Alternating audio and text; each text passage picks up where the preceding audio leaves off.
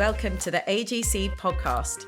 If you don't know us already, the Akuta Group of Companies is a British interior design collective with a portfolio of 6 international award-winning design brands. I'm your host, Tori, and in this pod we'll be revealing exactly what it takes to build a global design collective that works in some of the world's most exclusive postcodes. You'll meet the talented individuals behind each brand, as well as the many interesting people that have joined us along the way.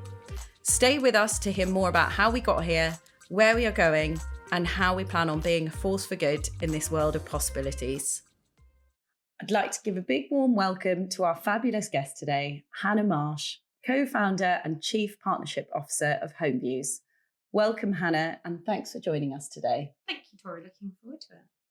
So Hannah deserves an intro of her own before we delve further into Homeviews and its essential role in the expanding world of BTR. Hannah, a specialist in the marketing world, started out her career within a slightly different industry at GlaxoSmithKline, working her way up in various managerial roles and gaining relevant experience in commercial and marketing roles.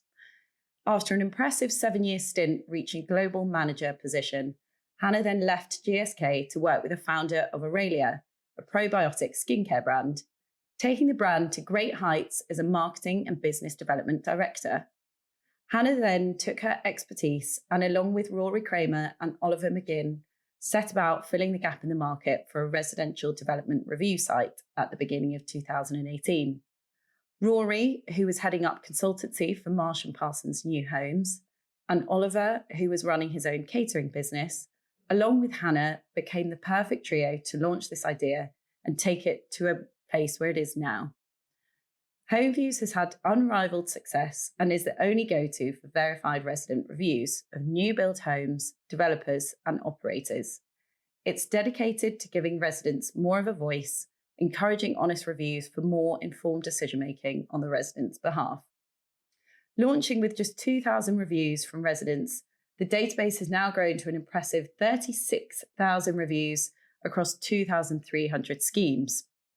So, Hannah, after hearing about your background, why the jump into Resi after GSK and Aurelia? Well, I think my career was very much, down the corporate route when I started out at GlaxoSmithKline, which was brilliant. I was on their grad scheme and I learned a huge amount. And I got the bug for a startup when I did Aurelia probiotic skincare. So it was when I was about 30.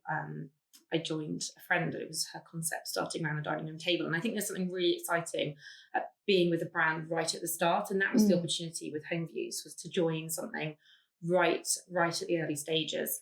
And I knew Ollie and became involved before we officially launched in 2019. So it was that opportunity to come onto a kind of platform where we could create the brand, we could create our key messaging, we could look at the business strategy, revenue opportunities. So I had no background in property, but I think from a review site and a review platform point of view, it's something that we all understand, and we use reviews in every part of our life. And in the beauty sector, which is what I did doing before, reviews was a huge part of women choosing their skincare. So it made sense for me. There was a lot of sort of logical overlap and a lot of kind of commercial overlap. So I sort of leapt in. Nice, yeah, big leap.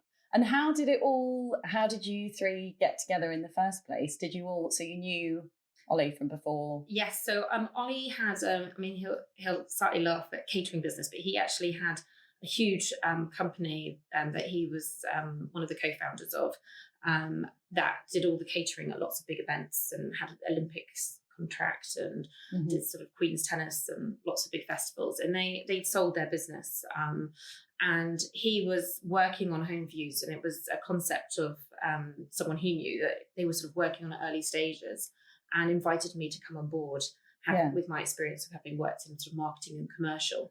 And Rory was actually sort of an early investor. He was someone who had who knew about Homeviews through our sort of founding partner, and he then decided to come on board and join as a co-founder at the time that we launched. So we work really well as a trio. You know, Rory really has, you know, huge experience in property. He was at CBRE for years.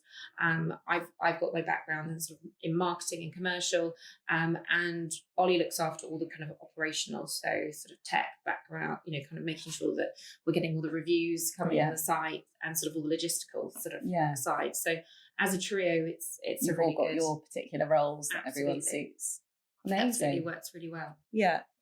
And presumably this was before lockdown, so you can't really blame it on sort of sitting around with the spare hours and then coming up with that idea.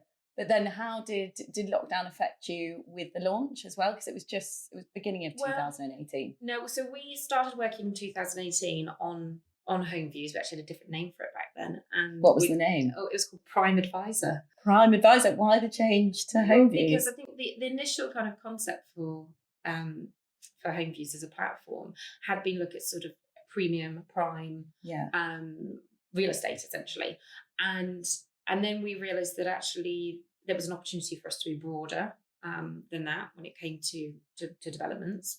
And also we were looking at it about advisor and about the advice that you would get from other people that live in the buildings. But what it came down to is it was about people's homes, and home needed to be in that title. And I think from a B2C point of view, Homeviews felt much more kind of a brand for us. Prime Advisor felt a little bit too B2B. So we made the change just before we officially launched in the beginning of 2019. So we launched 2019 and had a year before lockdown hit, and it did have a big impact because our first summer we went out and got a huge amount of reviews. We went and did it through what we call a ground team. So we had guys and girls, we had sort of 60 guys and girls every day going out around developments across London, outside buildings with their iPads and asking residents to write reviews, because it's a bit sort of like, I always kind of use analogies, it's a bit like sort of fishing in the sea when you only want one fish, you're only looking for like salmon or whatever, because not the best analogy, because, you know, but because we doing sort of digital advertising looking for reviews was too broad for us. It was actually a lot of wasted budget, where we knew the buildings and we knew we wanted to verify that residents live in the buildings, so we stood outside the front door. That's the way to do it, exactly. But then, you know, lockdown happened and that wasn't appropriate anymore to be face to face with people. Exactly. Outside their buildings. So we started doing mailings, and so that had a big change. But actually, it's enabled us to really refine our strategy. It enabled us to scale up, and now we're across the whole of the UK because we do it through postal mailing, and we also get reviews organically on the site, and the partners that we work with actually want to proactively invite their residents to write reviews as well. So it's sort of 3 streams now in terms of reviews coming in, but whether you're working with us or not, we go out and get reviews, and we predominantly do that through postal mailings. I'm sure you've managed to visit quite a number of schemes in your time. Are there any favourites that stand out to you? Was it across build to rent? Across across the whole, and then we can do build to rent. I don't know. I mean, there's obviously some really special buildings that you can go and visit. You know, there's sort of you've got Embassy Gardens and Sky Pools, and you've got lots of great developments. But I think some of my favourite have actually been where there's a really strong community, and you can see the strong community in those buildings. So some of the ones I've gone to up in Manchester, like the Slate Yard, and you can really it's not necessarily about having all the amazing sort of gyms and pools and everything and the amenities, but I think from a build to rent point of view is actually when you can see the communal spaces working and you can see the building working as a community. Everyone's using the space as absolutely. They should be, So I mean, there's absolutely some really special buildings, some of the Virtus buildings in particular, especially from a design point of view. You go and look at sort of 8 Water Street or 10 George Street, and they're just they're quite spectacular to go and visit. But for me, it always comes down to actually when you sort of see the community and how they're using the building as well. So what would you say as sort of the standout things to look for in an impressive BTR scheme? Are there anything, like you say, community? So if you're looking at the amenity spaces and seeing how they're being used, Yeah. or what events the operators put on, I guess, for the residents, things like that. Well, I think it's really interesting because on Homeviews, we have developments. We have build to sell developments. We have housing schemes regionally. We have housing association developments, and we have build to rent. So we get to see sort of the perspective across a number of different developments, and we look at the scores and we always compare the scores. And the reality is that build to rent consistently scores higher than build to sell developments, and on every single data point. Yet if you compare those buildings sort of physically, as it were, if you look at a kind of a Berkeley Homes or a Ballymore scheme, and they're quite they're amazing. Yet build to rent is typically getting higher scores, and not necessarily on a development that you might think it would. And it comes down to community and management. So the kind of main differences from build to rent, when you're comparing like for like, in terms of buildings, has got to be around how the management uses that space and creates community, and the service level that they can provide. So sometimes it's not as obvious as kind of what you see. It's what's going on in the background, and it's the service level. And it's interesting that we can see higher design scores on build to rent developments than we do on build to sell developments. Yet you would probably walk in there, especially from a sort of an interiors perspective, or if you're an architect, you'd walk in there and go, well, why is this building scoring higher for design than that building? And I think it comes down to how a great management team encourages residents to use that space and creates events and activities in those spaces so that they actually sort of enjoy the purpose that they've been designed for. Do you think build to rent review, the people that leave the reviews for build to rent are probably more engaging with the reviews because they know they're going to be impacting someone else's decision who's sort of going to live that same experience as them, whereas build to sell is more, if they haven't got that operator side of things, they don't have that element, so they're not really commenting on the whole lifestyle. It's more, this is the flat and that's what we think about, and the base build and elements like that. It's really interesting. When we launched Homeviews, we had a hypothesis about how different residents would score their buildings.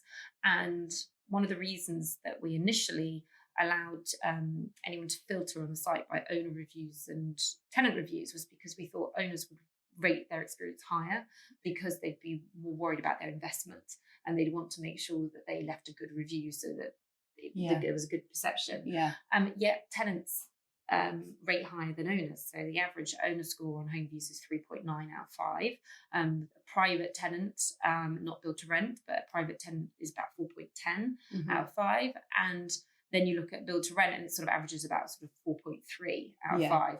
So build to rent tenants are rating their experience higher than tenants who are living in build to sell, and higher than owners. It's quite amazing, isn't it? And that's just on a level where, so yes, absolutely, it works in hospitality. If you go to a hotel or a restaurant and you've had a wonderful experience, you don't necessarily leave a review, but you'll leave a review if you get asked to, and you feel like you're doing a favour for for the hotel concierge or manager, says, oh, please can you write a review, we'd really appreciate it. And that is what build to rent has become very good at doing. So a lot of the build to rent partners we work with, they're very proactive at asking their happy residents to write reviews. So we get more reviews coming onto the site because of that. But in the same way, we also randomly postcard both housing association, build to sell and build to rent developments that we're not partnered with, that they're not necessarily proactively asking residents to write review, yet we still see the same trend where build to rent is scoring higher. So the operators are doing something right. They're definitely doing something right. And I guess, like you say, it's if you've had, with normal reviews, if you've had a really bad experience or a really positive experience. And that was the lesson that TripAdvisor learned was, and that's what they said to the hospitality sector was, you have to engage with your benignly happy people, because they're the ones that are going to kind of put your score up. And if you actually engage, your score will go up. And we see that on Homeviews. And one of the reasons that we set Homeviews up was because we wanted to make sure that reviews were verified. and that it wasn't just somebody who'd called up and had, an experience with the sales team. And it was people who lived in those buildings, not someone who just walked past and had an opinion on the building. So everyone that writes a review is verified that they're a resident, but we also stop trolling. So it means that if someone does have a negative experience, they will shout loud about it, which they have every right to do. But it does distort a picture of what it's like to live in that building. So on Homeviews, if you've had the most amazing experience or you've had an awful experience, you still get to write a review, but you only get to write one review. Fine. Yeah. So then it's not like once you've had then a bad experience after that, you can't then sort of. Exactly. So you can update your review every 6 months, but you can't come on and sort of write. Just one day you've had a bad experience. And write 20 reviews. Fuming. Yeah. Exactly. And you can't come on and, people do try and game us a bit, and they'll try and write different, do different email addresses or usernames. But because we verify their details and see if they actually live in the building, it's something that we're constantly monitoring. Presumably you don't have too many reviews that are sort of trolling and really that negative, do you? No, not particularly. I mean, if something goes wrong, and I think there'll be a lot of operators who would listen to this and sort of nod their head. If something goes wrong, people can get angry, and if they feel like they're not being listened to, then they will go out and make some noise about it. And we've definitely had elements of that on the site. But I think the fact that we have controls in place that ensure that, yes, they get to write a review, but they don't get to write multiple reviews, then a lot of operators, that we work with go, things don't always go brilliantly. And there's sometimes something goes wrong that sometimes feels outside of their control. But at least Homeviews feels like a fair representation. Yeah, exactly. And I think also, any review site would say this, but it's also how that brand or that operator engages with those negative reviews can actually be turned around to a real positive. And, I think for any of us having experienced looking at reviews for any product or service that we're interested in, if you see someone complaining and then you see actually a really good response from the company, even just apologizing and saying, I'm so sorry that you've experienced this. We're on the case, we've put this in place. Then you go, you know what, things go wrong. Things will always go wrong. Yeah. But it's how that company responds and handles it that tells you a lot about the company. But it's surely invaluable data for them as well, because then they can get that response, which maybe they're not asking their own residents, and they're seeing it on your website and thinking, okay, fine, this is where we need to make the change, or that's where we can alter that and improve our service, and that's all a win-win for everyone. Absolutely. And I think that's what's been great with working particularly with Build to Rent, is that a lot of the owners and operators, Harry Downs from Fizzy Living, which is now part of the Greystar portfolio, Michael Howard, who's the MD and owner of Urban Bubble. I mean, there's lots of leaders in the Build to Rent organisation that have really embraced Homeviews because they want that honest feedback loop, and they want to know exactly what's going on in their buildings, because they're like, if we don't know, then we can't respond, we can't act on it, and they'd rather get ahead of an issue. Which they wouldn't have had before you guys came along. There wasn't that, unless they had their own internal system in place, but it wouldn't be as effective as logging on to here, because there's so many reviews that you've got as well. So it's... Well, exactly. I think it's interesting you can obviously write a Google review and you can write on Trustpilot, but at Trustpilot you're writing about the overarching brand. So you're writing about Vertus, you're not writing about the individual buildings. So you can't then identify if it's truly a resident, but you also can't identify necessarily what the building level issues. And it's also the fact that we ask so many questions, so we often get to the issue. But it gives them an insight into competitors as well, and seeing who's doing really well, what they're doing, how they can do it. So it's a pretty big insight for everyone involved. Well, I think that's the thing, is there's never been anything providing benchmarks before, and that's across the property sector. So you can obviously have sort of HBF or things, but that's about a purchasing experience. But when we look at a lived experience and what it's like to live in these buildings for all resident types, what we provide our partners who sort of, when signing up and working with Homeviews, they get the ability to log into a back-end dashboard, and they can actually see their scores across all the data points that we collect, and they can filter by age demographic, and they can then actually look at date ranges, but they can also see what it could look like in your sector. So they get that benchmark. And a lot of Build to Rent operators who are starting out want to use those as KPIs for the team. So go, right, customer service score, this is what good customer service score looks like in build to rent, and that's what they're aiming for. This is what the team's aiming for now. Yeah. So are there any particular trends that you've seen within BTR as a whole? Any sort of design trends, any trends of particular amenities that everyone's suddenly rushing to put in or rushing to take out because they're not being popular? Yeah. Well, I think it's from a kind of step back trend, it's single family housing is what everyone's sort of talking about now. And there's a huge amount of investment in single family housing coming. So that's going to make up a big portion of what we see in the future in build to rent. And I think and that then obviously has a huge impact on the amenities and facilities that residents will then want. But I think what we really see is there's definitely a few firm favourites, like a parcel room. Yes, yeah, always Make sure you essential. have a parcel room, or you have some good parcels delivery system, because that's always popular. It's always going to be popular, isn't it? It's always going to be a big thing. Now. Exactly, that's not going to go backwards. Exactly, that doesn't change.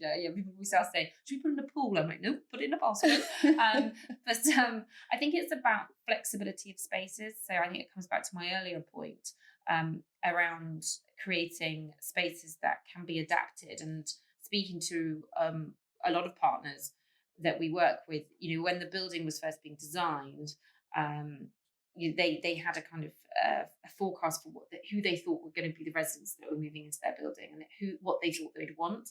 And the reality doesn't always play out to be that. So suddenly 5-10 years down the line, you've actually trying to kind of create spaces with very different ways of living. You know, everyone wants to sort of work from home now. Yeah, exactly. And the buildings when they were first, the buildings that are currently, they've got sort of set spaces, and I guess being as flexible as they can be from the beginning. But that's quite hard if they're sort of making particular rooms and already building around that, and then they get to the end stage and think, oh, hang on a second, how are we going to use the space now? Absolutely. Like you say, a few years down the line and something else has jumped in, like gaming rooms. Are they going to be a bigger thing now? Well, I mean, I'm going to leave you to figure that one out. Oh no, that's a hard one. And podcast rooms, maybe they're going to become a thing as well.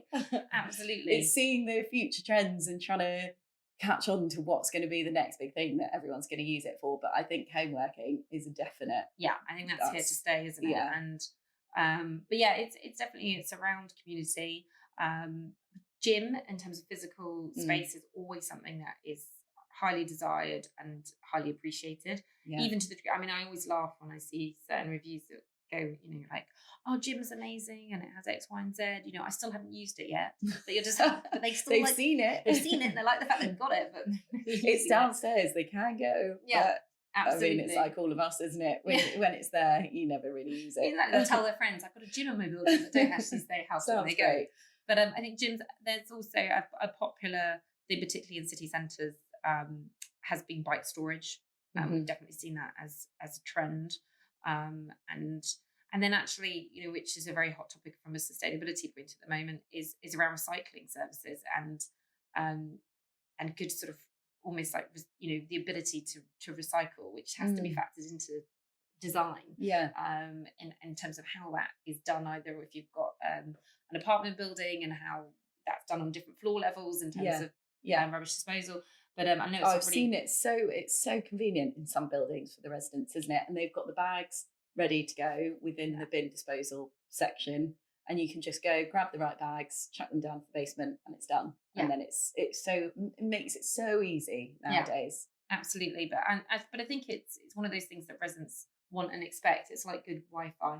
People kind of expect that there's going to be glass recycling, food recycling. Do you have many reviews that sort of focus around the recycling side and where tenants are actually making or could impact the future of that side of development, where developers think, okay, now tenants are demanding it, so we should be putting this in? Or do you think, can you see it going that way, do you think? Well, we ask a question on Homeviews to all residents, and we ask them about sustainability and if it's important to them and what features they look for in their new home. We're actually bringing out a free sustainability report in October. So I won't give away all the headlines, but a little snippet. Yeah, these snippets, but recycling is absolutely key. It's key, and it's what residents expect and want, and it's what they look for. And I think it's, whilst versus kind of construction methods, it's just more something that they understand and is tangible to them to be able to recycle. So we do see, I mean, lots of reviews that people do proactively mention recycling, but they usually mention it more when there's an absence of recycling in the way that they'd expect it. So it does come down to one of those things where people just expect it to be there. And yes, if there's opportunities for the operator or the designer to do more around recycling, I think it's definitely something which aligns to residents' desires.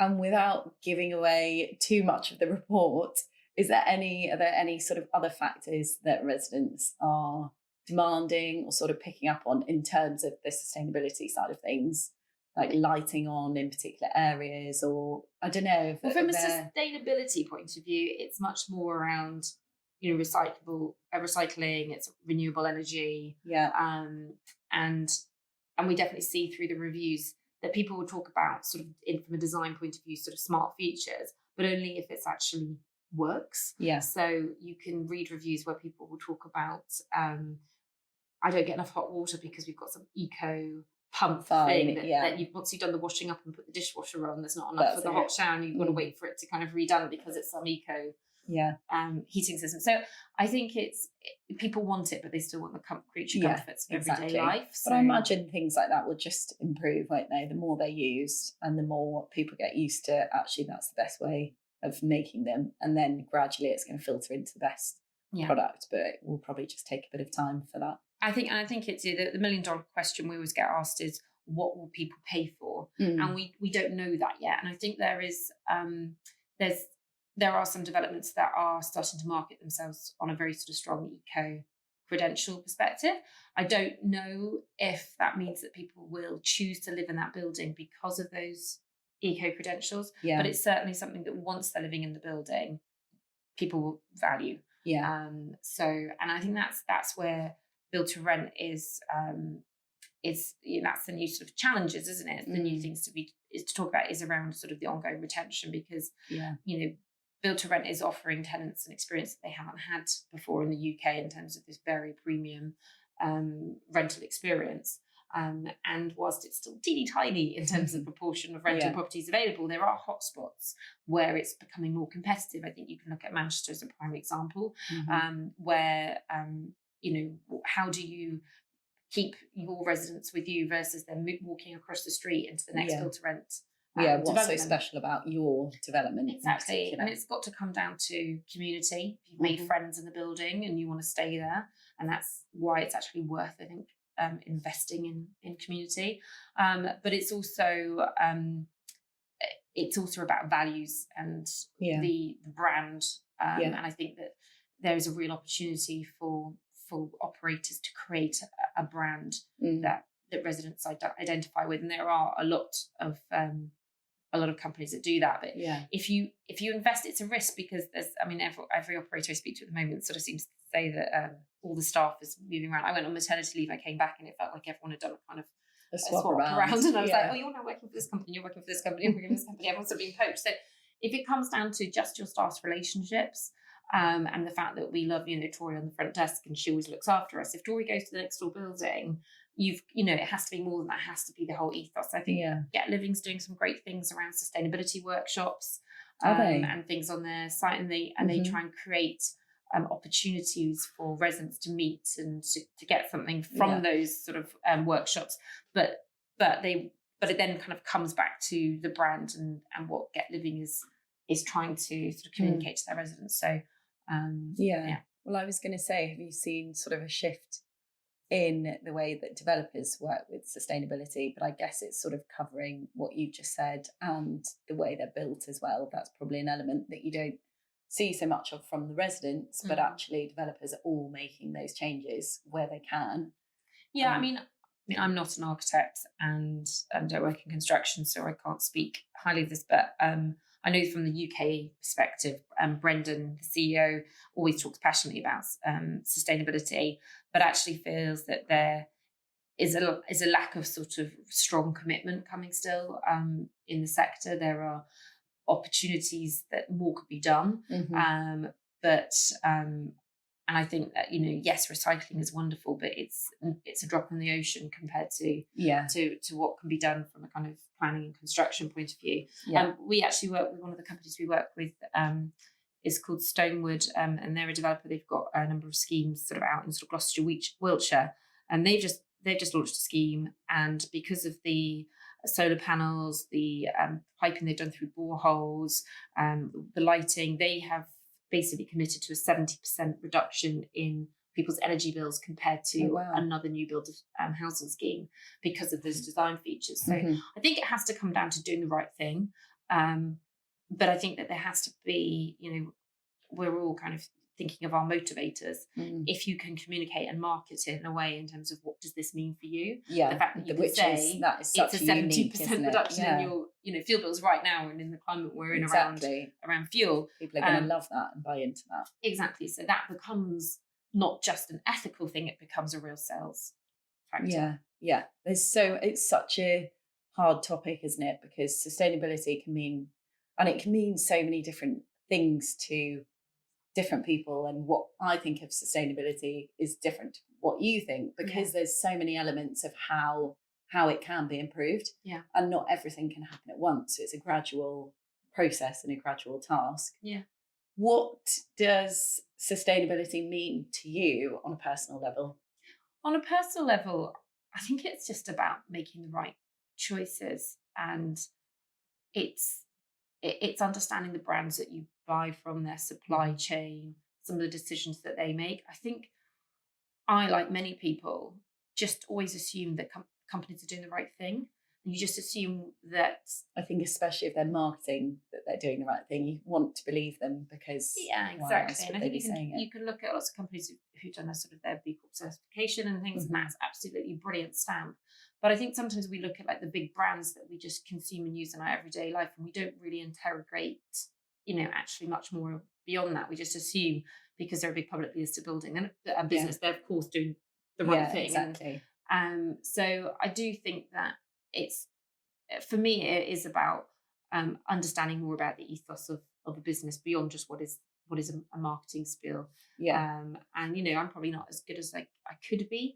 I think everyone feels the same though, but you're doing as much as you can, and that's exactly. And my daughter is 16 months, and I do, and people will probably think it's me just being tight, but I do get quite a lot of her clothes and plastic toys from the charity shop, because why not? Well, I also do a lot of the sort of free cycle stuff and marketplace and Facebook, because firstly it's like, well, some things are ridiculously expensive, but it's also just like so much of this plastic ends up in landfill. Exactly. And you can't recycle it easily. Also, especially with a child, they must be growing out of things so quickly anyway. You think, I'm only going to have this for a few months, so why does it need to be new?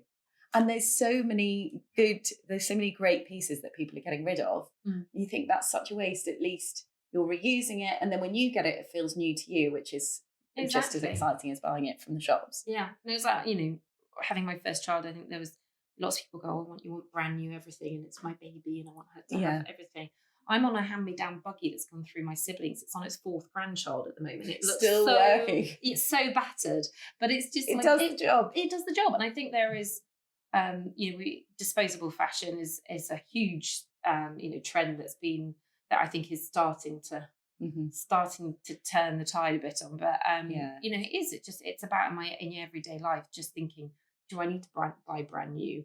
Can I use something secondhand? And and actually just thinking more about some of the brands that you buy into, and even if something is a little bit more expensive, but actually there's the ability to recycle it properly, or that you can do refills on something. Is that the right choice? It's positive, isn't it? It's more inviting. Yeah, exactly. Amazing. Well, thank you, Hannah. You've been an amazing guest. So really appreciate your time. Thank you. Thank you. If you're interested to know more about Homeviews, visit their website, www.homeviews.com, or please feel free to reach out to Hannah directly. Her email address is hannah@homeviews.com. Thanks to all our listeners. Feel free to send us any questions you'd like to hear on the next podcast. Don't forget to follow us on all our socials, and hopefully you'll tune in next time.